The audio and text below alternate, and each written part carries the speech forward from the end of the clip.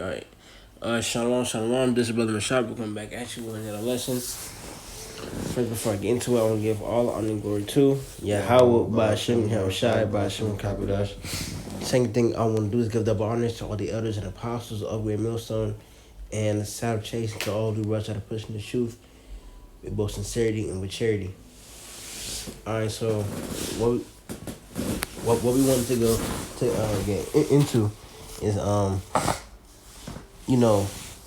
basically F the people of this world, because they not really gonna, because they not gonna, one, truly align themselves with you, because they're of the world, okay?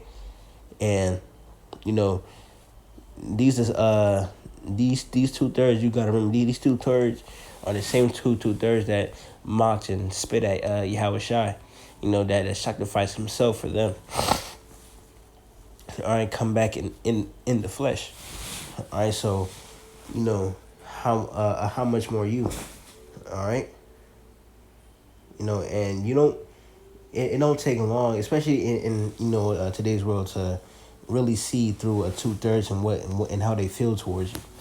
All right, they could be nice one day and start acting weird and showing their true colors, but it's just a long dragged out period of time that they show who they are. All right, so this St. John chapter 15 and verse 18. If the world hates you, ye know that it hated me before it hated you. If ye were chosen of the world would love his own. But because ye are not of the world, but I chosen you out of the world, therefore the world hateth you. So yeah. So as I said, remember, these the same niggas that spit at Yahweh Shai. All right, so, all right, the scripture just said, know that the world hated me before it hated you. All right, so, we not of this world. We don't have the same spirit as these people. We don't have the same adulterous, sodomite, murderous, thieving, reprobate spirit as these people. So they not gonna view us a certain way, man. All right. Even if you are one of those brothers that gets along with, people here and there, you're still gonna, as a man of the Lord, you're still gonna do things that's gonna make them look at you weird. All right, sooner or later. All right, that's gonna make them, think, do they really wanna hang around you for real, or be cool with you for real? Because y'all not gonna get along about everything, man, because they're gonna want to do something wicked, and you're not gonna be with the wickedness. Okay. This is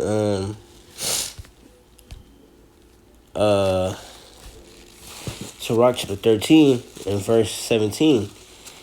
What fellowship hath the wolf with the lamb, so the sinner with the godly? Okay, so what business as men of the Lord do we really have with these niggas in the world? What business? All right, especially these low level niggas that really they life on the daily is doing some wicked shit.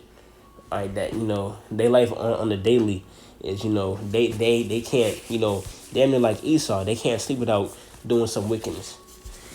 All right, can't sleep without scamming somebody. All right, or robbing somebody, man. All right, thinking the next time they gonna shoot one of their own people. All right, I'm telling you this right here, right now, and it's very true.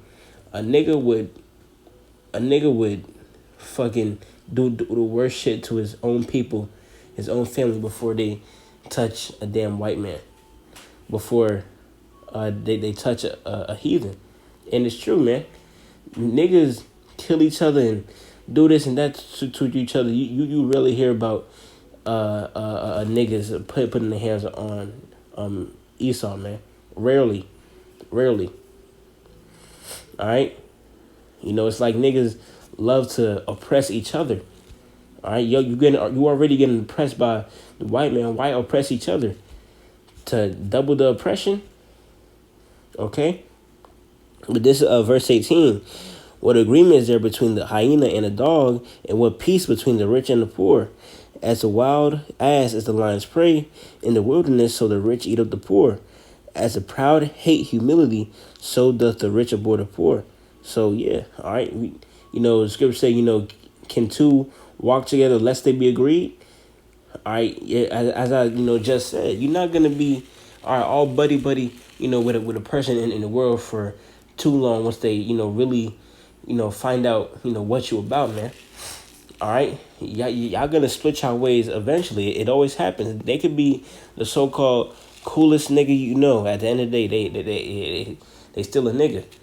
All right, they could have a part of them that's soft on this, or they like to do this, and it's wicked. All right, and then y'all have a big clash over that because y'all spirits don't align. Good does not go with evil, man. Okay, so you're gonna tell them about theyself. They're not gonna want to hear it, and boom, y'all not friends no more, man. All right, we're not supposed to be friends with this world, because we really can't. Okay, you had a precept. Yeah, this is 1 John chapter 2:15. Love not the world, neither the things that are in the world. If any man love the world, the love of the Father is not in him. Right, man? It says, love not the world, neither the things that are in the world, man. And these people are in the world, man. So we're not even supposed to be too close to these people to begin with. Like the brother said, our minds just in the same place. You start hanging out with a nigga for too long, and then, he just starts saying wicked shit. And just doing wicked shit, man, that's just gonna vex your spirit. Right. It's always gonna be something. Exactly. It's gonna be something at some point that just makes you sigh and be like, this is just another nigga in the world. Okay. And that actually happens with us on a daily, man, because I played a game with one of the other bros quite frequently. And we stopped playing with the niggas on the game, man, because they just be saying crazy stuff. As a man of the Lord, just hearing certain stuff is gonna start to, it's gonna start to vex your spirit, man. A grown man saying the craziest stuff. And these are the people that you would think was the cool people, like the brother was saying. Come on, man. Hold on. This is Proverbs chapter 1 and verse 10.